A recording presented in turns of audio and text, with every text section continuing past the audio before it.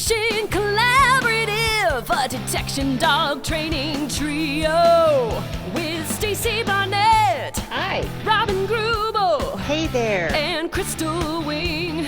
What's up?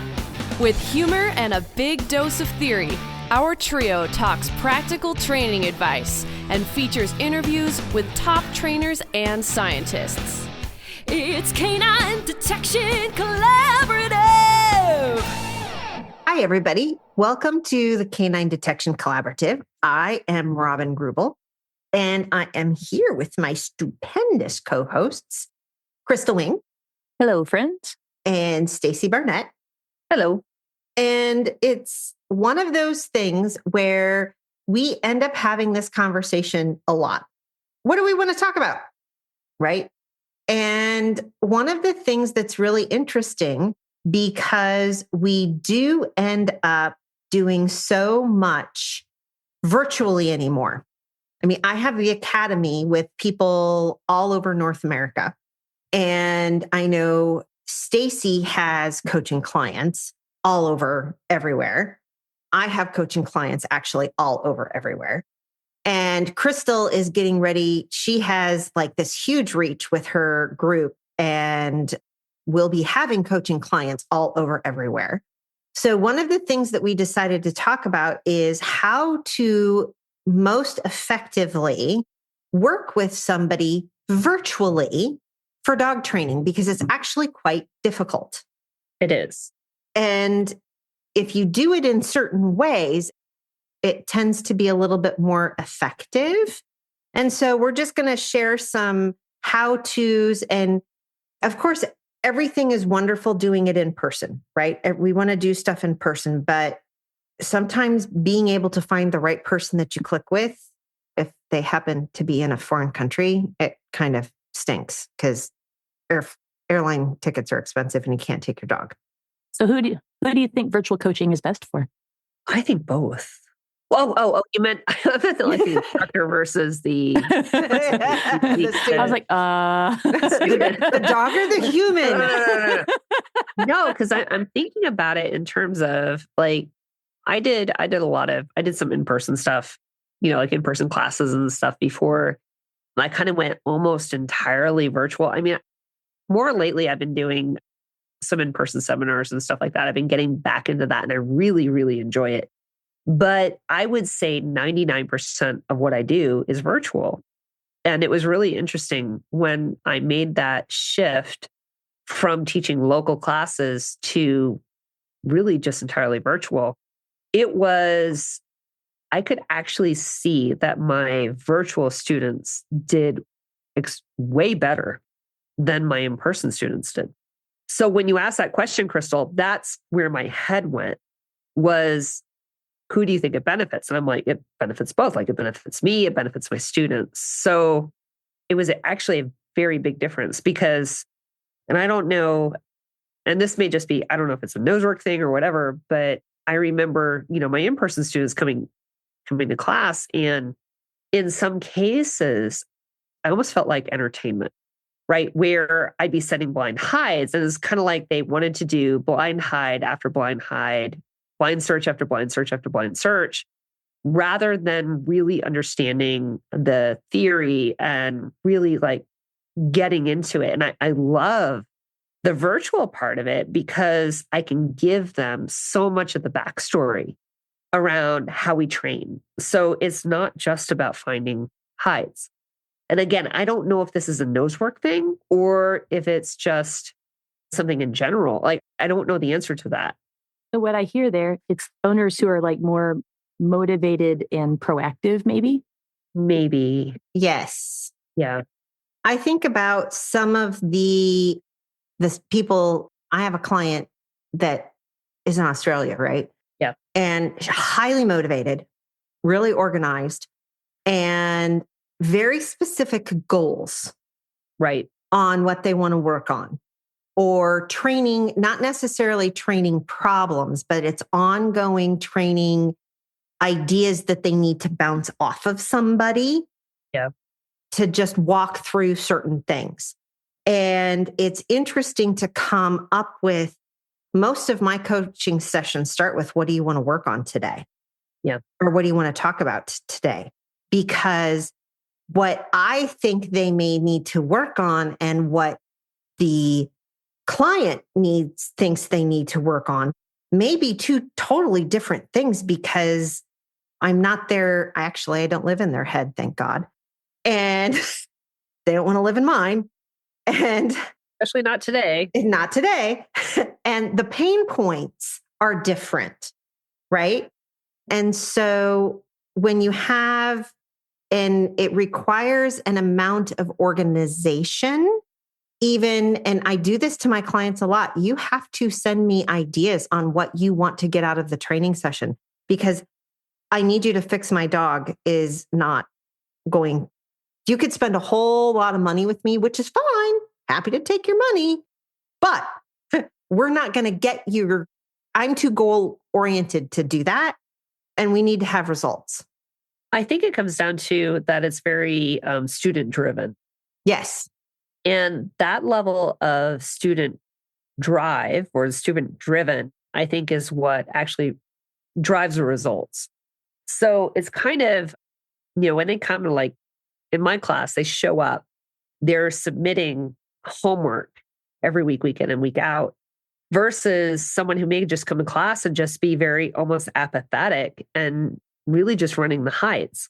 And you start to see, well, who's going to get the most out of their training is the one with the training objectives and who's going to spend the time to reflect and spend the time to really kind of cogitate kind of what happened in the session and some of the things that they need to work on.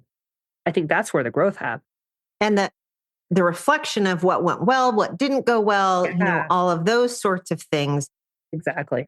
Is really, really important, because you can't send me a 10-minute video, but 15 minutes or 10 minutes might be you guys walking around out in the middle of the woods. But unless you have you in the frame, I really can't tell a whole lot. I can tell. If anybody sent me a 10-minute video, we'd have a discussion. I just want to. Right. I don't have that level of focus.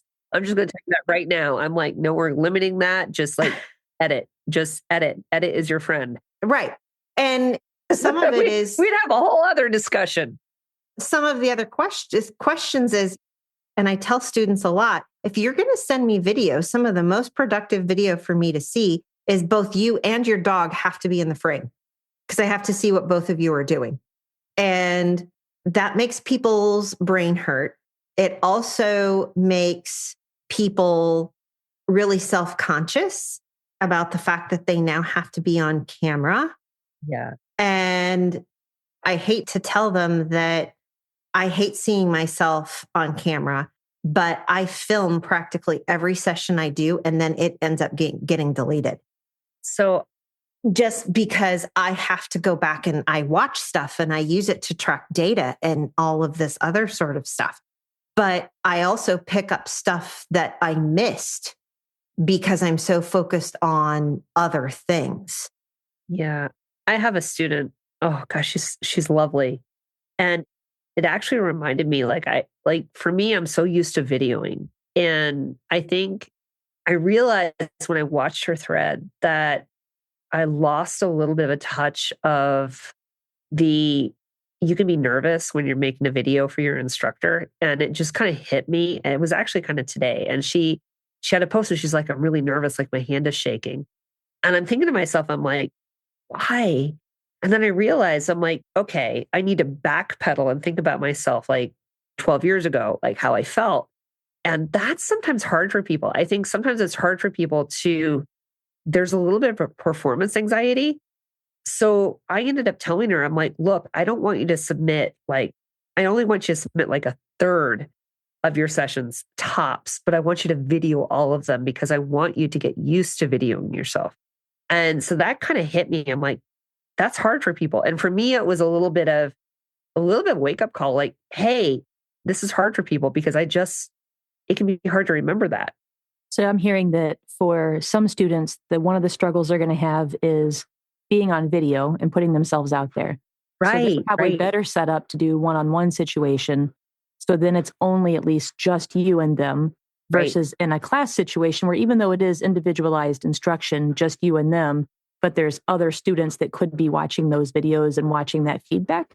Or just even having the instructor see it, like that can freak some people out. Yeah. But I think it also comes down to, do you video yourself regularly or not?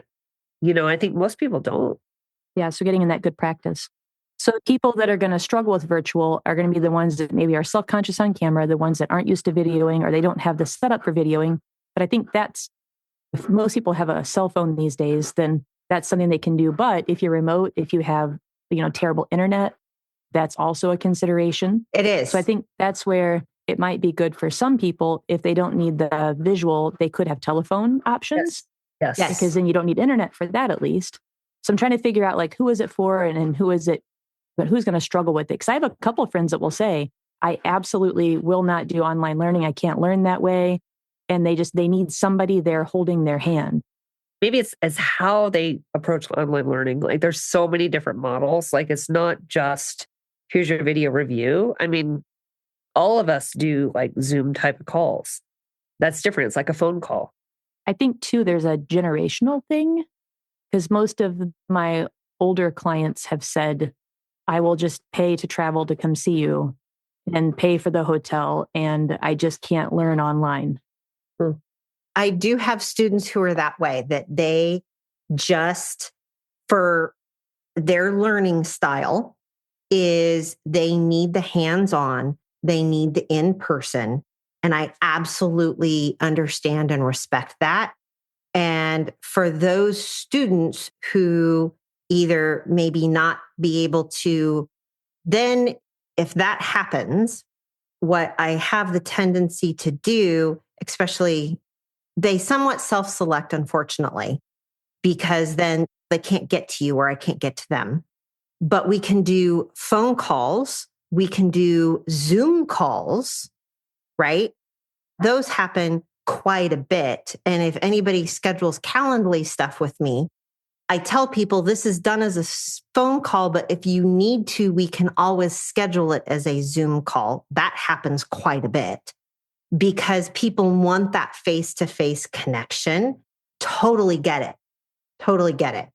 And I was just telling Stacy and Crystal for listener land, I had to upgrade my camera because right now my camera is like throwing glitches in Zoom. And I was like, it drives me crazy. Well, how about mine? That's like all of a sudden it zooms out. Yeah, that's because you have the super cool new MacBook camera. I do. And it's very dramatic. And all of a sudden I'm like, okay, wide view. And then it goes narrow. And then it's just like super dramatic. It's kind of fun. The nice thing is if you find a good coach, like if somebody looks and says, I really would like to coach with you, but I live here. I'm like, okay, let's walk through a couple options for you to think about people who might be close, who I can recommend you to. And I am incredibly happy to recommend people to other people. It's perfectly fine. Yeah, you're a good connector. I do think that it's an excellent option for people in like remote or underserved areas because there just isn't access to maybe what they need, especially specialized, things like detection and protection sports. And, where are they going to get that help? What a great option we have now. Yeah. And I saw that really kind of take hold through COVID because people didn't have a choice. Yeah. Right? Oh, heck, I started this back in 2013, 12, 11. I don't know. I was taking classes for a couple of years, Fenzi Dog Sports Academy, before I became an instructor. I have to tell you, it was amazing because before that, I really only had access to local classes. And starting to take the online classes, all of a sudden, I felt like there was a source of knowledge that just wasn't available to me. And it comes down to when you're in your kind of local area, your access to truly top instructors is really limited. It's hard. If you were to try to get into a top instructor's local class, number one, it's really hard to do. Number two, other than getting on a wait list, like you may have to drive really far, or you may need to even know who they are. And even then, the amount of time that you actually spend with them may be actually pretty limited. And I found that starting to take online classes, I think my very, very first online class, it was a problem-solving obedience class with Denise Fenzi and Nancy Gagliardi Little. And it was like the second term at Fenzi Dog Sports Academy. And it was like, oh my gosh, like just the amount of knowledge, it was really amazing. And it just kind of blew my mind. And I think that's what virtual learning does with people, because all of a sudden now they can tap into people with experience that they may not be able to do really local to themselves. And that's something I'm excited about. I think one of the things that I don't like about seminars, and I'm getting ready to do a whole slew of them. Like 50. I saw your schedule. I'm like, holy crap, like you're nuts. Your schedule. And I'm like, oh my God, I'm exhausted just looking I at your know. I'm like, schedule. I literally, my ADHD kicked in about like line 5. Like I was done. And I was like, dude, how much sleeping in your van are you doing? I'm going to live out of my van. Yeah. You're living in your van. Okay. We need to have a conversation about, do you have the appropriate screens to be living in your van? Yeah. Well, that's another bring episode. Shampoo, just like lots of places, like plan your showers. Just I've been doing a lot of research and such. So I'm having to plan for my future life while I'm doing my current life when I'm working 2 jobs, and I'm tired. Ouch. Oh crap. What were we talking about? I don't know. Something that I am concerned about, that I have not liked about the in-person seminars. And it's the same thing with some of the workshop kind of ideas. It's you get to see them in a moment, and then you help them in that moment, and then you're gone. Yeah. And I have a terrible memory too. So then when I see them maybe a year later, I'm like, hi. I don't have that help to give them along the way. And so I mentioned to Stacy that I think my way of dealing with this is I'm going to offer Zooms to all of my in-person seminar people so that they have a month to do a follow-up with me. So that is my way of addressing that. And I think too, it's going to help with the staying connected a little bit and giving that feedback. You're going to be busy. I am going to be busy, but also I figure I have Monday through Thursday that I travel to get from one place to the next. And that gives me windows that, I can take breaks and I can chat with people. And I think it's going to be a good thing to help people continue, because that is my motivation. And it's dumb probably in a financial way, but yeah, it makes me feel better about helping people. Just don't make the rest of us look bad. Just right. Well, and you'll figure out your own pace, right? Yeah. This also is one of those things. I love coaching and doing privates with people. I also love doing group classes. And the reason I love doing group classes is because of the synergy that I see happen in the learning. And the fun thing is I'm getting the best of both worlds in the academy, because it's separate people of the search and rescue people with the nose work people and the other professional detection people who are in the group, who were all training the exact same stuff, sharing videos. And I still have students sending me stuff privately because they have a question that they're not quite comfortable with asking in the group, which I totally get, and it's okay. And how long is that program? It's now a year. From 16 weeks, I have decided it's now a year for the same exact price. Wow. Yeah. So if you want to get involved. You guys are giving me trouble about. I know. I'm sitting there going, yeah. Just doing an hour-long Zoom or 45-minute, whatever. Yeah. Like, here's a year. You want a year? How about a year? Yeah. And it's still only let's go for a year. 16 weeks. Yeah. So I'm not taking enrollments for fall of this year. Now it's enrollments for 2026. It's because what I have found is I want more personal coaching time with every single one of these students to be able to get them where they want to be. It's also because you're going to be really busy with puppies this spring. Well, okay, there's that. But that's a whole different episode, actually. Yeah, okay. That'll be a different That's episode. a totally different episode. So, yeah, puppies in the brain. Yeah. The thing that for Crystal to think about, and this is one of those things when you're driving, you may have some people who are like, you know what, a phone call's fine. Yeah. Yeah. Right. I don't need the face-to-face. Right. Right. I'll tell you, I was going to do a phone call with somebody this morning and I was like, here I am. I'm folding clothes. I'm cleaning my house. I'm doing these things while I'm on the phone because you know what? I actually concentrate better. Yeah. If I'm cleaning or folding clothes or something. I do run into that ADHD problem though, where like if I have something scheduled, like today I had a meeting. So we had a snow day. And so I have to be available and I'm emailing all of that. And there's a meeting at 1:00. And from like 9:00 to 1:00, I was kind of in paralysis for that whole time because of a meeting. And that's just an ADHD brain thing. I get it. So that I'm really going to have to work through. And that's why I'm thinking this might be a good opportunity for me since I will be driving and traveling so much that I have to drive anyway. And so then those are set breaks that I need to take to get out and stretch. And so I think it's going to be a good thing. And I just feel like there are so many things that you think you communicate. When I'm in a seminar as a student, I'm like, I'm not going to write this down. This is so genius. I will never forget this.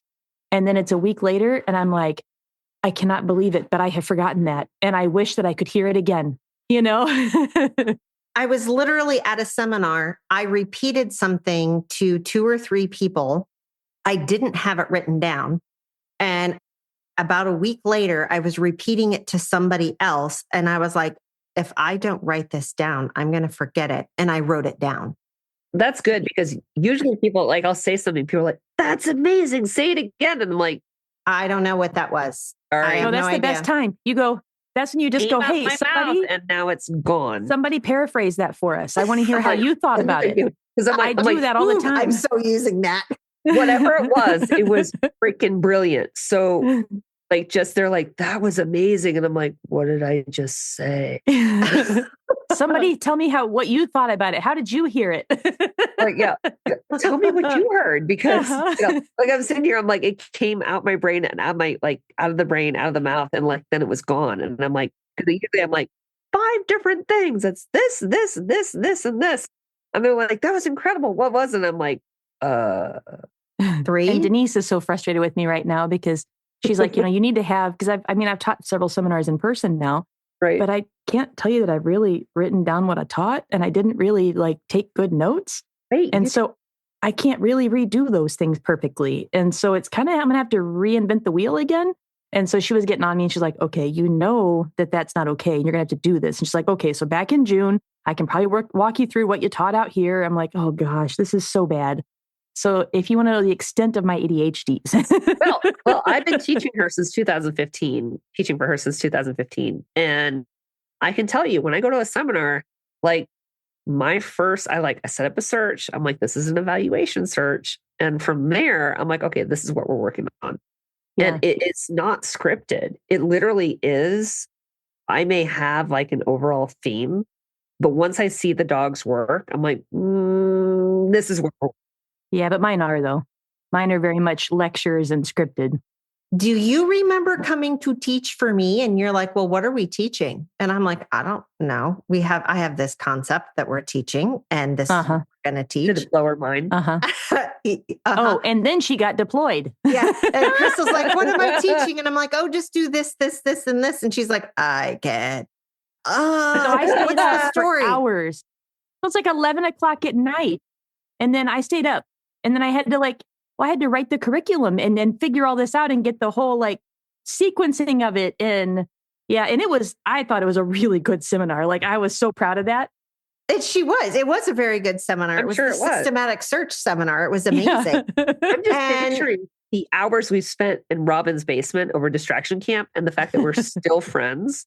I know, which is amazing. That's a huge accomplishment. Yes. Because pretty much I told y'all to go to bed. Probably the most painful 58 9, 10, 12 hours of my life. Like It was because you're talking to a professional teacher. Flow needs a flow. Yeah. And two people who are like, nah, we'll just see what the dogs give us and make it up from there. She's like, must No. write it I know. down. Objective. Trying to get, yeah. But then I don't know what notebook it's in. So I have a I whole know. bag of notebooks. It was rough. And so just for those of you who are wondering, we now actually have a go-by for Distraction Camp that's in its 4th revision. It's nice.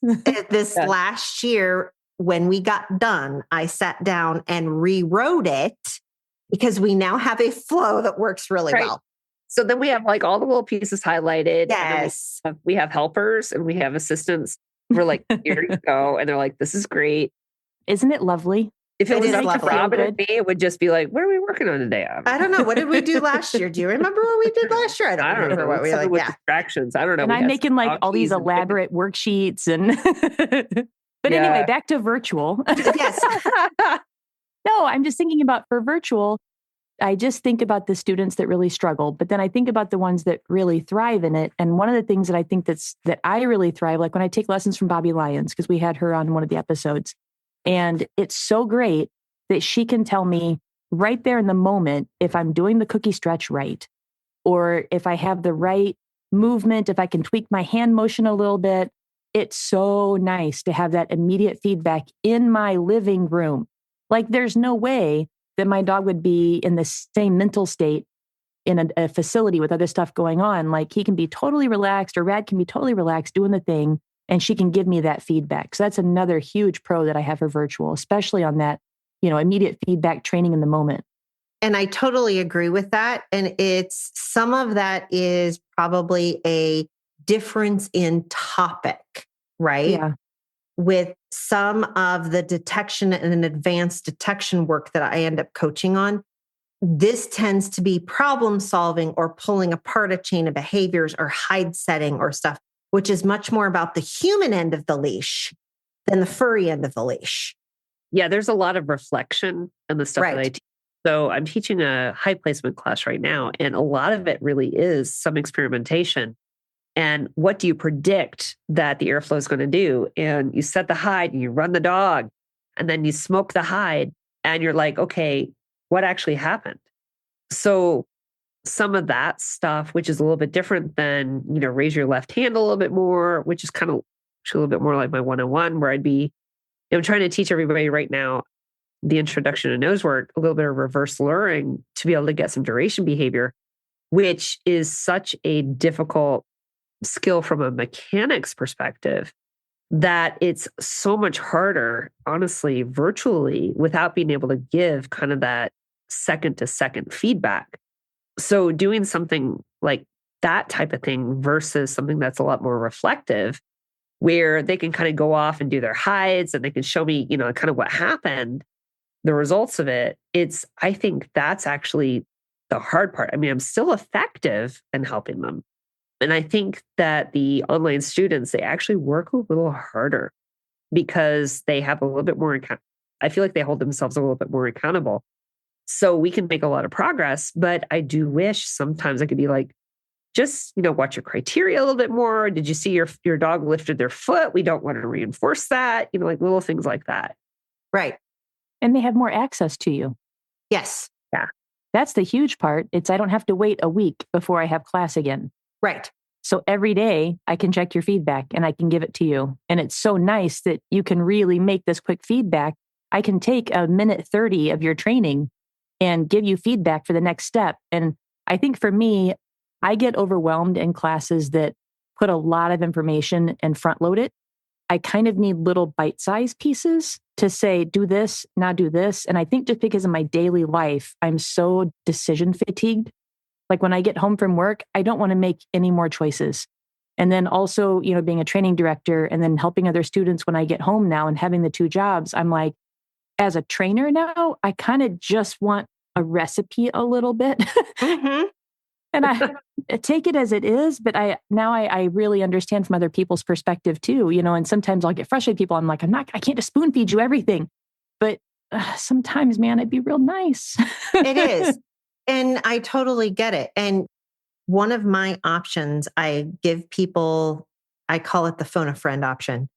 And they pay a monthly fee. And as long as they're sending me short videos, but not 10-minute videos, like 2-minute videos, it literally is, hey, what do you do with this? And it is kind of like, okay, it's a Reels version. I watch it. I can fire back. Okay, this is what I saw. And then along with that phone a friend option, they also get 2 phone calls a month. Wow. But it's one of those things where that's when we have those longer discussions and reflections and, hey, how are you dicing this down? Why am I always seeing this? You send me 3 2-minute videos and they are all showing this is the behaviors that I'm seeing. It's a pattern.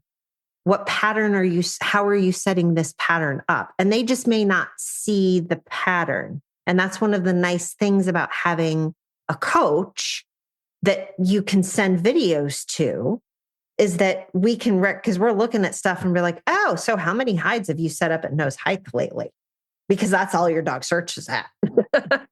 Right. Or you get the situation, I see this sometimes with my classes, where it's so clear that I gave them their homework on day 1 and they get 6 minutes of video time per week, right? For the gold spots, that they literally record 6 minutes of video time on day 1.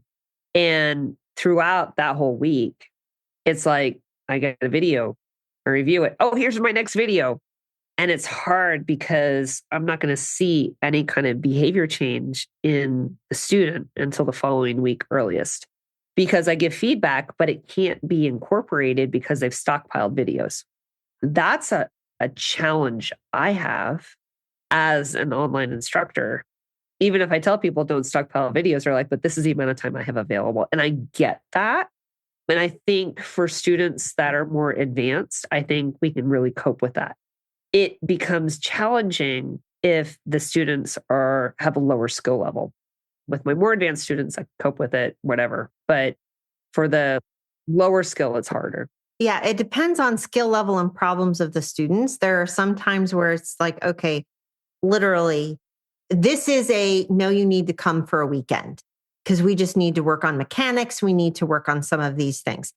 Then I have clients who are actually not even we're not dealing with dog stuff. We're dealing with, how do I deal with the rest of the people that I train with? Oh, yeah. See, I don't have that issue in nose work. I'm dealing with team issues. Yeah, there's no teams in nose work. It's like the only team is your dog. That's it. So I do, and goal development and those sorts, it's more of the actual executive coaching type of stuff. And those are things where actually a lot of that ends up happening over, it sounds really weird that a lot of that happens over Facebook Messenger, because I ask questions and people have to think about it and write it out. And it becomes coaching that way. Do you still like the webinar that you had on Crucial Conversations? Is that one still available? I think so. If not, I can make it available by the time this airs. Yes, it will be out on the Thinkific site.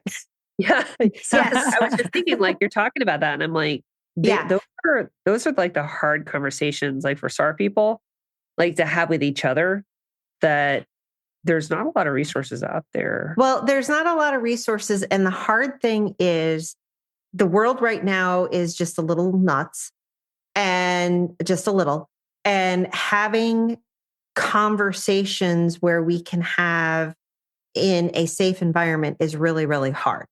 And so that's actually what that whole webinar is about. It's not going to solve any problems for anybody, but it at least gives you an idea of where to go look for resources. It's available out on the Canine Census Academy Thinkific portal. So you can go find it there. And we'll link to it in the show notes. I will do team coaching or team workout weekends for people. I know Stacy does seminars. I'm sure Crystal's booking up into 2026. So if you need Crystal for something now, you better book in 2020, maybe 2027. I put one post up, you guys. This decade. I put one post up. That's all I did. Just like this decade's almost full. You better get on there. It's going to be in this decade's. Okay, so now that's where I'm going to go back to virtual advantages, because I'm already in this a little bit of a panic mode of like, this is a long time to be away from my house, and all of the upkeep that I have to keep here while I'm gone, and all the bills I still have to pay here, plus all the travel bills because I have to drive everywhere, because I have to take my dogs, because they're also part of how I teach. Correct. And so the expenses of in person end up adding up pretty quickly. They do. Then I'm even at this point, like my old Cindy van, I don't think she's going to make it. So then, there's a lot. So with virtual, I can be here with my dogs, getting really good training, becoming better at a trainer with more experience, but just with my dogs and my club dogs. So here I'm hoping that with the experience of traveling and meeting a lot of people and working with all of their dogs, I'll get that experience. It's a different thing between, I can be here and be in my living room and help someone virtually and still be able to do more things to help other people because of the virtual advantage. Yes. So I'm seeing both sides of it. I'm definitely going to really see it here in this next year. Stay tuned. Let's be honest. I live out in the middle of nowhere, Iowa. It's pretty though. Yeah. And you've got 800 acres and all of this wonderful things that everybody's going to come to you. Nobody's going to come to my little suburbia, eighth of an acre corner lot, But here's the difference though. She's at least in the middle of the country. Like I'm away. I know. Yeah. But even if I wanted to hang out and say, oh, hey, I'm going to offer nose work classes or do something like that. Lucas, Iowa is the closest town with like 50 people. Yeah, it's the nose work mecca of the world. Right. I know. You have like, what, 2 people? Yeah, exactly. You guys at least live in metropolitan statistical areas. I don't even have a statistical. Oh my gosh. If you literally where I walk, like if you close your eyes and you just like walk in one direction, you'll run into a nose work instructor. It's amazing. Well, I mean, so yeah. Like just that's all you have to do. The interesting thing is, though, that perception of I can drive 2 hours or I can drive an hour to go across town to a nose work instructor or something like that versus, oh, I have to drive 2 hours to the middle of nowhere, Iowa, where there's nothing there. However, But there I is have better beef. There is a phenomenon called the expert from afar. Yes, there is. Because I have to tell you, folks local to me probably don't consider me an expert. Crazy. I know. Nuts, really right? insane. Like, dude, you go hundreds, you start adding zeros on the distance. All of a sudden, like, oh, Stacy's coming. They know things. They know what It's weird. I do. But it's amazing. It's like local. They're like, yeah, well, that's Stacy. We know her. We've known her for years. But away, they're like, oh, let me pick your brain. I think that local people are really missing out, by the way, just so you know. Well, and so one of the other things people, and I'll give you some, welcome to us counseling Crystal on how to set up our business, right? I thought we were doing that one offline. Yeah, but anyway. Yeah. There is a reason and a method to Robin's madness. If you look, Robin is slated to be home typically between Memorial Day and like the 1st of October. Yeah, well, you're going to have to be home earlier than that because puppies. Yeah. But this year, and we're just saying, the reason why is because that's when Robins usually Robin's not having them, but that's when the mini donkeys are due. Right. I time my breeding season specifically. I even breed my goats so that I am home typically in that time frame so that everything happens. So one of the things for you to maybe think about is, when do you want to be doing your southern tour of the United States when the weather is really I don't have that planned. I'm not even thinking that. in St. Louis and you can't train outside, or when it's really, really hot and you want to do a northern tour? Yeah, there's a reason why I'm in Florida in February, and I will not stay in the state after February. That's it. I draw the line at like March 1, I'm out. It's already 85 degrees today. Yeah. And I'm thinking we're having 40-mile-an-hour winds and wind chills of a minus 17. And Joe and I are both like, how many cows do we need? We could spend the summer winters in Texas. It is fine. Is it winter? Shush. But like, seriously, like I literally couldn't train today. It was too hot. Shush. The other thing to think about is you are right. There, as someone who is part of you being relevant, right? And having to do things and help people is you also creating things. And you have to have enough space in your brain to do that. And in order for you to do that, being home is probably going to be really important. And training your own dogs. Yeah. Yeah. I will say my biggest concern right now is the quality of their life, because I know on seminar weekends, they don't get anything. Terrible weekends for them. And that's why I start my seminars with training my dogs. It's good for people to see the training, and it's good for my dogs. You brought that to Distraction Camp. I don't know where you saw that, but it was Kelly Connell. Oh, it was fantastic. Yeah. That was one of the best things I think we did. Yeah. Yeah.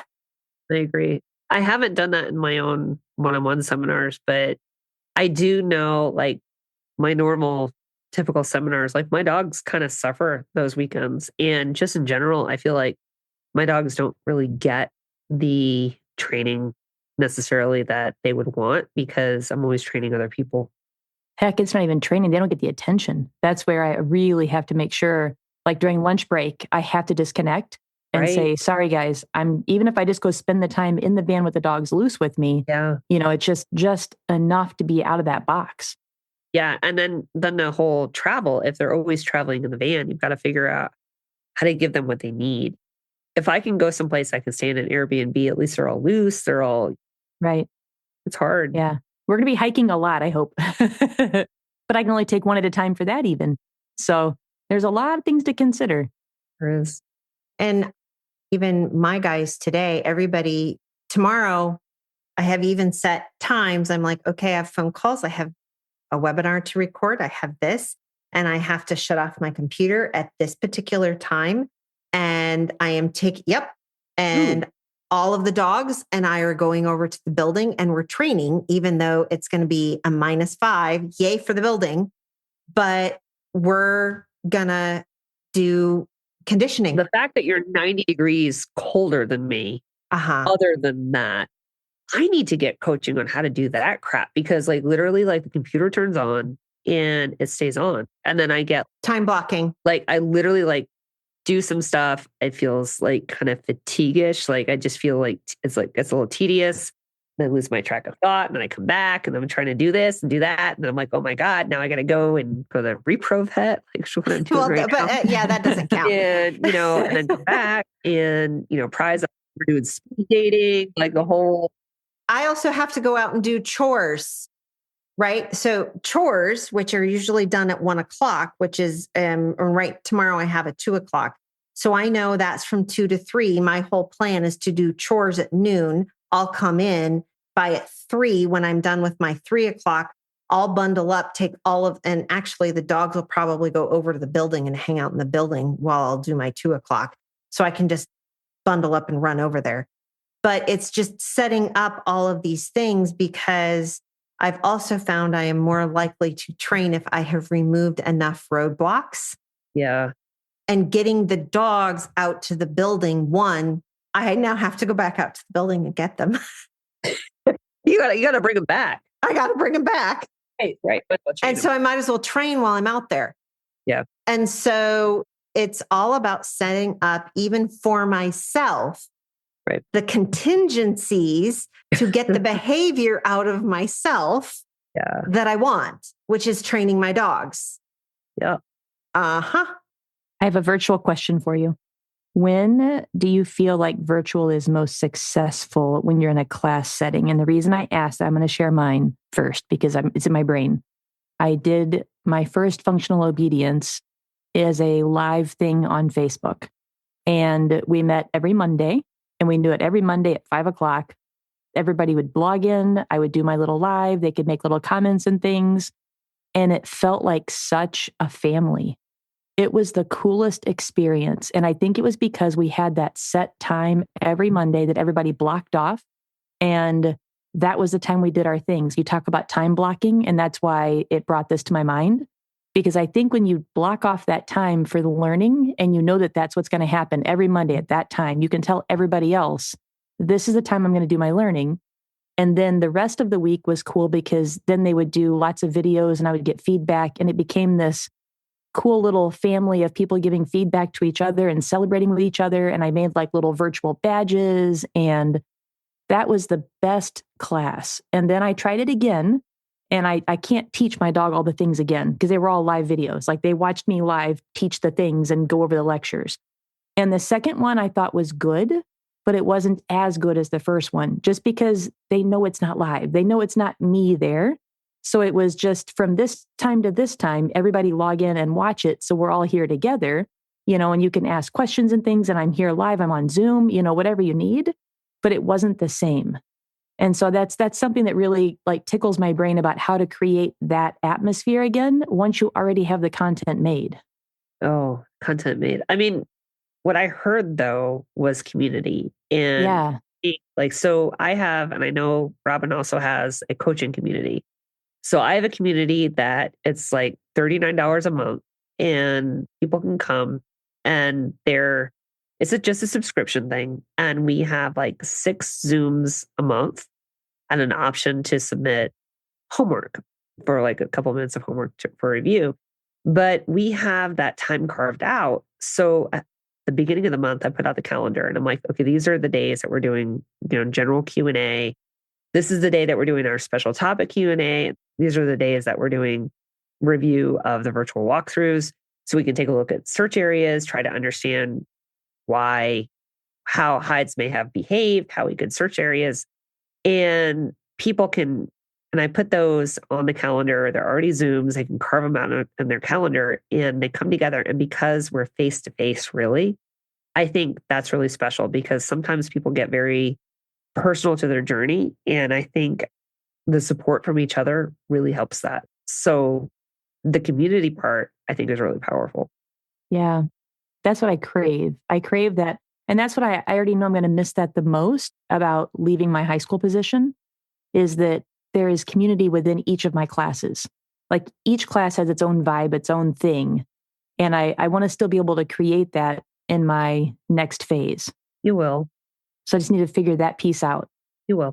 You will. And it's also one of those things where one of the things that I would really love our listeners, who are our students, our friends, our clients, and all of these other people that we work with, right? We call you all friends. We do call you all friends, actually. If you are working with us, please ask something. If you're like, hey, how about this? Yeah. Right? Because sometimes we don't know what, a lot of the times, big shocker, we don't know what we don't know. Right? And it's, hey, okay, yeah, let's try it, see how it works. And totally open to some of those sorts of things. And I think one of the things that I have found, and that's one of the things why I really, really do like in-person stuff, especially when people come to the foundation. And I think that's why Distraction Camp is so impactful for people, and the intentional handling and hide setting and some of the other classes. It's immersive. Yeah. I mean, you don't have time to be on your phone. We don't give you the Wi-Fi password. If you're lucky, you might get cell phone service. I'm like, Wi-Fi password may work. It's part of the farm, but I'm sitting there in my camper. I'm like, must have Wi-Fi. I put the tin foil hat on my. I know, Robin. I'm coming to your basement. I got to do my forums. Yeah. So, but it's immersive. But your brain is exhausted because you're learning something new. Right. And you can't control that on some of the virtual stuff, which is really, really hard. And the other thing I want to say with a lot of the stuff with the virtual things, right? I know the content that I am putting out, I know the content that these guys are putting out is not your corporate education, dull safety education videos. No. Right. Yeah. Or your HEMA ICS videos. No, So, jeez. Sorry. yep, I'm sorry. I I went just there. had some PTSD there. So I know, right. We're adult learners, and we do know that people learn differently. The virtual option is getting better. There is still, I mean, dog training for me is still a craft. You still have to do some of it hands-on. You can't do all of it virtually. And it does take more than one dog to figure it out. Have puppies. I'm going to have to sit down and figure out what the puppies who are coming this summer are. Puppies? But I think we're up above 15 right now. I don't have no idea. Fingers crossed. Yeah. Oof.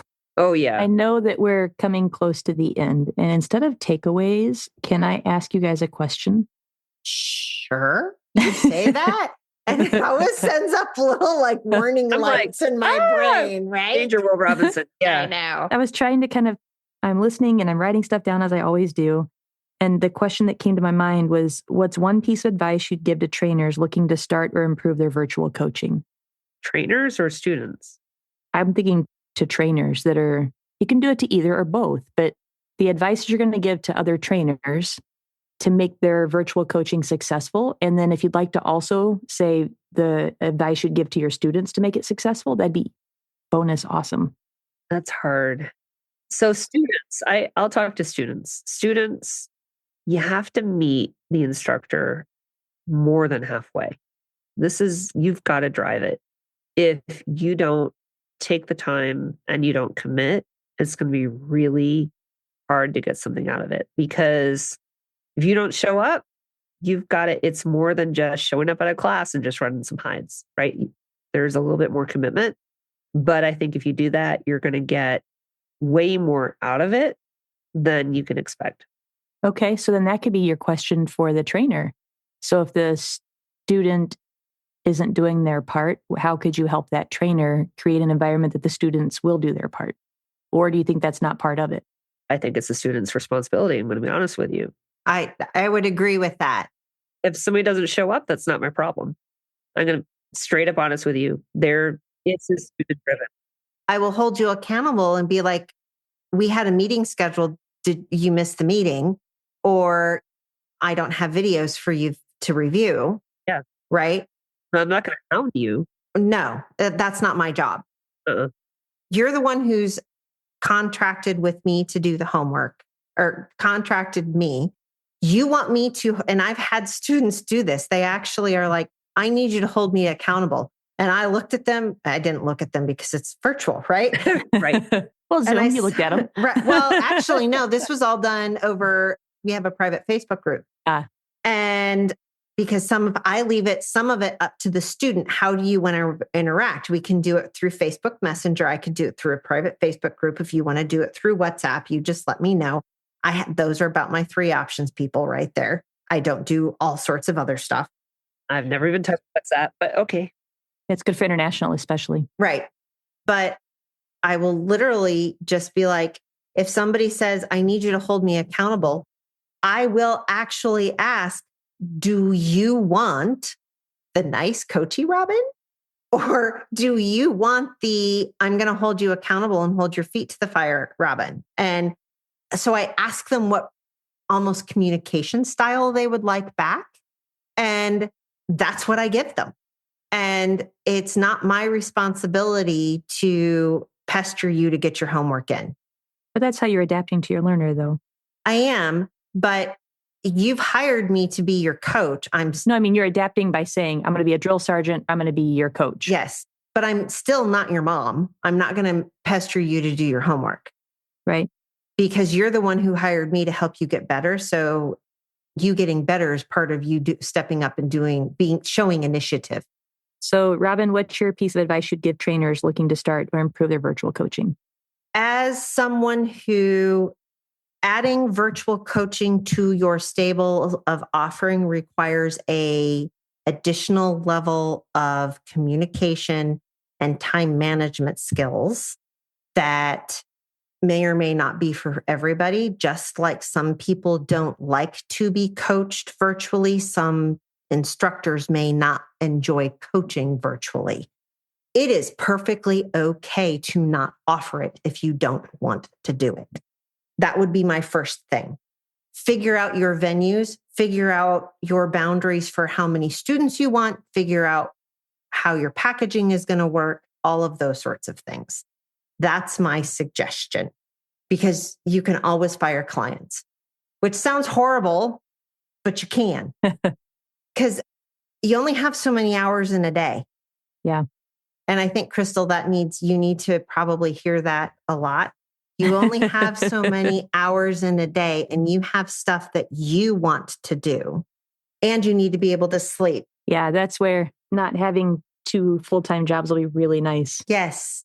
I got really sweet advice on a post today, and it was someone that just retired. And he said that he wished that he would have given himself a couple weeks off, because he went straight from retirement to the next day of doing another job. And I'm doing the exact same thing. Like, I think I'm actually leaving the night of the last day that I'm turning in my finals and my keys and everything and heading to Indiana. Wow. And the thing and he said, you need to give yourself some time to grieve, because you're turning over a different life, a different career. And I don't really think it's going to hit me until mid-August, when I be getting ready for school and I start seeing all the things ready for school. And so that is the window that I did give myself some time. Good. So good. Are you in Iowa during that time? Yes. And I'll be there in July and then again in August. Yeah. Okay. Nobody else can see that except for Stacy and Chris. It's like doing little Snoopy dances. But anyway. My advice to trainers would be know what you're good at. Yes. Because I see a lot of trainers out there trying to jump into the virtual world, trying to be jack of all trades. And if you do that, honestly, you're going to suck. Like, you've got to figure out what you're good at and focus on that, because people are going to see through that real quickly. If you're putting out content and you've got thin knowledge, it may be okay for a while, but people are going to realize it. So really figure out what you're good at, focus on what you're good at, and focus your content on what you are truly good at and where you have knowledge. And I am always happy to refer people to other people that know more than I do in a different topic area. Because somebody calls me about nose work, I'm like, go work with Stacy. They call me about plane engagement, I'm like, go work with Crystal. Because not necessarily, okay, I can help you with some really basic nose work stuff, some basic plane engagement stuff, but you hit a certain level, I'm like, that's not my jam. Yeah. And it's okay. I appreciate those too. So I know that I've sent lots your guys' way too. So, and other trainers as well. That's the whole thing that I love about the community that we have. I agree. And so I think that's the piece that I was, interested in earlier, was how to build a community in the virtual school and the virtual platform. And then also keeping the community between trainers. When we are virtual, we're not seeing each other either. That's why Finzi Camp was so magical for me, was that community in that moment. That was like such a cool thing to be with other trainers. And so those are the moments I think that I cherish the most and need to kind of figure out. That's why I like the in-person seminars, but I miss the follow through. So there's give and take, pros and cons. Well, and one of the things that I'm month 2. Okay. We're 6 weeks into the Canine Census Detection Dog Academy. I'm already thinking what's next for this cohort of students, because I've already had them ask, what are we doing when we're done? And the answer is a community. We can keep sharing and learning and doing things together, because we're spending a year of our lives together, learning each other, learning about each other's dogs, all these sorts of things. we are building an online community. And sometimes it just takes a little bit, and it is effort in order to continue to maintain and develop a community to do that. Yeah. Well, what a special experience. So cool for you. Yay. We're over time, dude. We are over time. Thanks everybody for listening. We always have things going on. Check the show notes. They're always in the show notes. And go train. Canine Detection Collaborative. We appreciate the time you spend with us. If you liked this episode, not only should you follow us so you don't miss the next one, but please also rate and review us in your favorite podcast app. For info on collaborating with us, go to k9detectioncollaborative.com. That's K9detectioncollaborative.com, where you can find our socials and pick up our latest monthly freebie. Join us again to talk training in the next episode.